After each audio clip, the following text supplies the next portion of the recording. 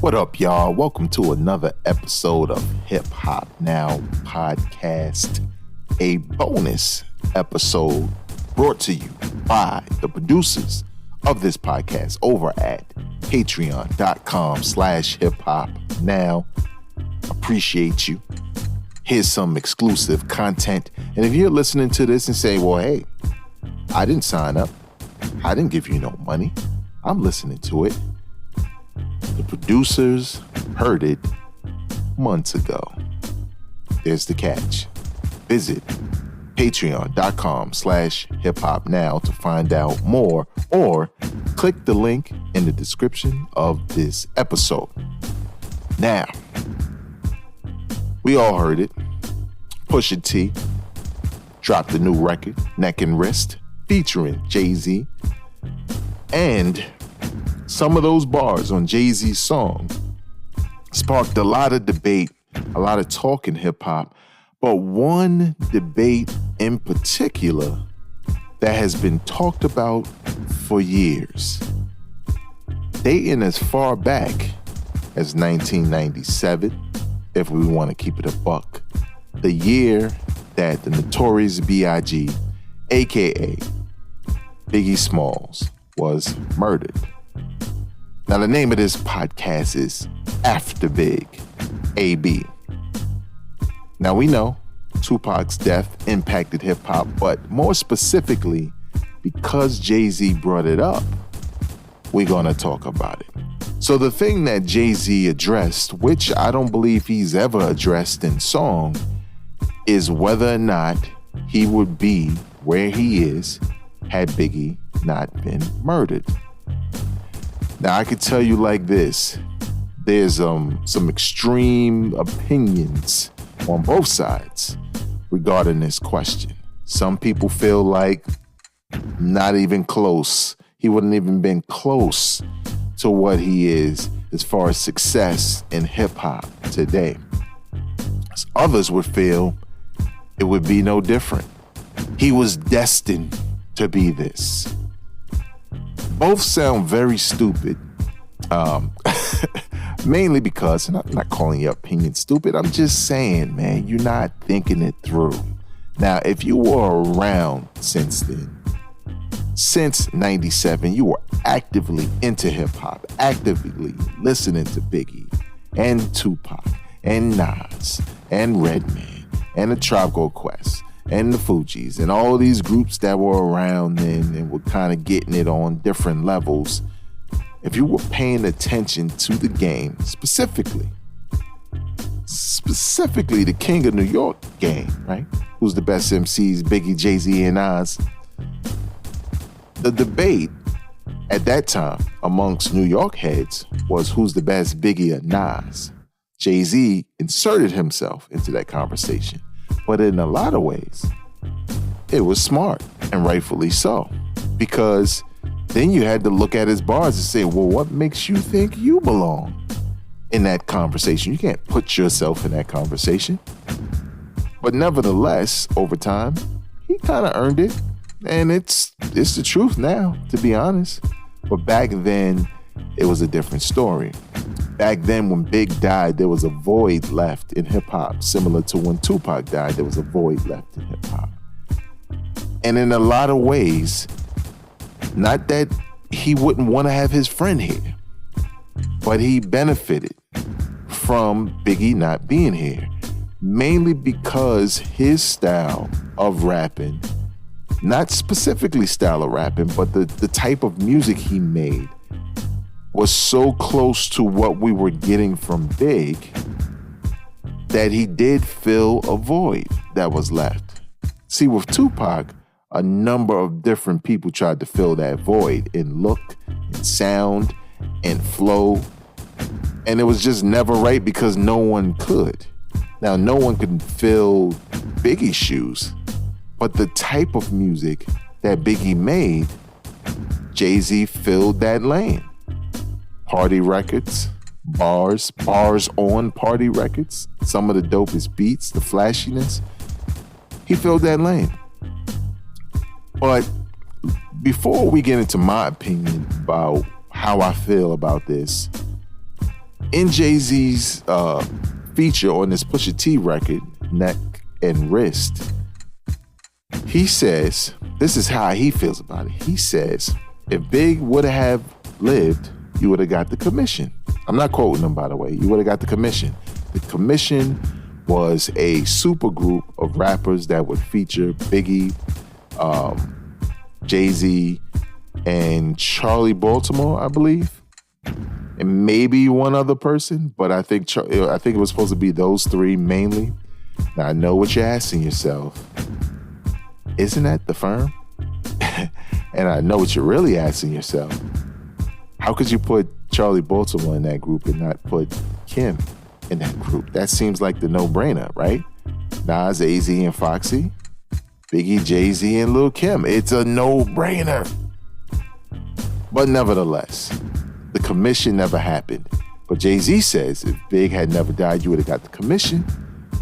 And he believes that he was destined to be where he is. He was always going to be where he is. Now, me personally, let's get into my opinion. Back in 97, when Jay-Z was all that, the city is mine and all of that, I really wasn't feeling that. Because Brooklyn was Biggie. Jay earned Brooklyn over time. But Brooklyn loved Biggie. Like, loved Biggie. That's why when you see his hearse rolling through Bed-Stuy and somebody play Hypnotize and they get crazy out there, I'm telling you, that kind of love was different with Biggie. Why? Because no matter how large Biggie got, no matter where he was still repping the borough. Not repping the borough as a means of having street cred. You really felt like when he said, Brooklyn, we did it, he was talking to us, right? There's a couple cats who are from Brooklyn who don't say it all the time, but you know they're from Brooklyn. They've said it once or twice. But Biggie was Brooklyn, and Biggie was New York.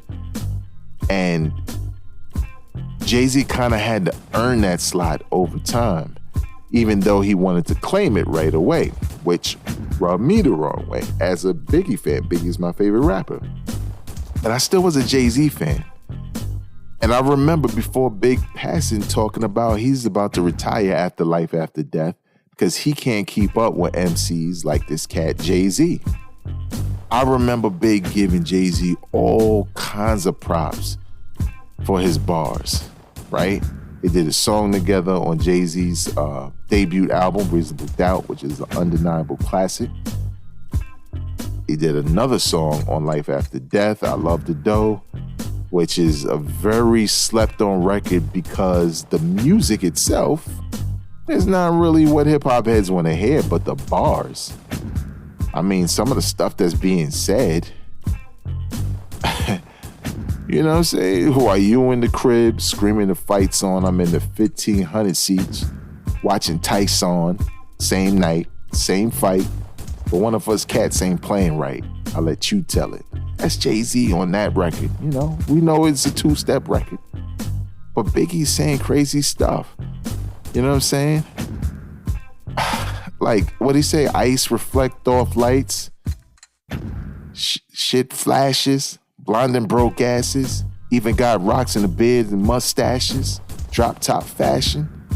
Ain't ish changed. Except the number after the dot on the range. Way dudes look at me now. Kinda strange. I hate y'all too. Come on now. These are bars. You know, it's not talking about the sun, moon, and stars and pyramid rap the way you would want, but it's bars. But nevertheless, I digress. Bars. Jay-Z was endorsed by Biggie. But most hip-hop heads wouldn't just take Jay-Z on the merits of Biggie saying it. And when Biggie passed, Jay-Z, and this is me speculating, but I feel like it drove him. Obviously, he was sad, but it drove him to be who he is today in the eyes of hip-hop. One of the best ever, a GOAT to somebody, to some people. But back then, I didn't feel like he was the king of New York. Back then, I felt like, yes, He is benefiting from the passing of Biggie. And as years went by, I felt that same question. Would Jay-Z be where he's at, hip-hop wise, not money-wise, but hip-hop wise, if Biggie had lived? It is so difficult to say, because when you have Biggie already around, he's already filling that void. And Jay-Z is sort of an add-on to what's already happened. But I feel like Jay-Z was also so very different from Biggie and Nas that he was something to be reckoned with. He was the type of rapper that could rise in the game and probably usurp Biggie and Nas because he was that good. But when you have a loss of a person who is providing the soundtrack to your parties, to your driving or whatever, and you know there's no more new music in this vein coming, and then this dude happens and he kind of feels it. So my point is, to answer the question, is that rap-wise, Jay-Z would still be big, he would still be special. But I think it would be so different. It would be a different way, right? Because what is that commission album? What does that do for Jay-Z? We don't know. Because the thing is he had to do more on his own. Not that he wasn't already, but he had to do more on his own than he would have had to do had he released an album with Biggie. You know what I'm saying? That we don't know. And that album could have been whack for all we know. We don't know. But I think Jay-Z was skilled enough to still be one of the top rappers in the game. Longevity, I don't know. The accolades at the level it is now, of course not. It's hard to say. This is what I'm going to say lastly. And this is a Tupac and Biggie thing. For those who don't know, who wasn't really into hip-hop back then or wasn't born, and those who may have forgotten, Tupac and Biggie dying in their mid-20s at the peak of their careers left a huge hole in hip-hop. I don't care how many book bag rappers you were listening to at the time that was giving you the classic material you love, they were running the show. And when you have two titans like that abruptly leave the game, it's a free-for-all. And that's exactly what it became. It became a free-for-all. And certain people had to rise to the top. And Jay-Z was already hungry. That's why it's difficult to say that he would be where he is, because his hunger and his hustle would have been different. And what he achieved today is a result of Biggie being gone. So I think Jay-Z said the right thing. I was going to be successful and be here regardless. Because it's true. He was talented enough, he was driven enough to make himself special. I mean, he was already on an upward trajectory. And we don't know what records he was sitting on that we wound up loving after Big died, that maybe he recorded when Big was around. You just don't know. So, well, would have Jay-Z been as big? Maybe not as big, but he would have been one of the top dudes in the game. And we know his business was right, so we don't know. Will Rockefeller had broken up? We don't know. What if Jay-Z and Biggie started dissing each other? We don't know. It's hard to say. But I don't think you can look at Jay-Z's talent and catalog throughout the years and say that he wasn't going to be writing no crazy bars, because he was already doing it. He wasn't whack and then Big died and he became dope. He was already dope. So I think Jay-Z would have been quite fine if Biggie was still alive. That's going to do it for me. You can follow me on Twitter, Instagram, and TikTok at VegasWorldINC. And you can find this podcast wherever you get your podcasts on your favorite podcasting app. Until next time, y'all, I am not a critic. I'm a fan. Peace.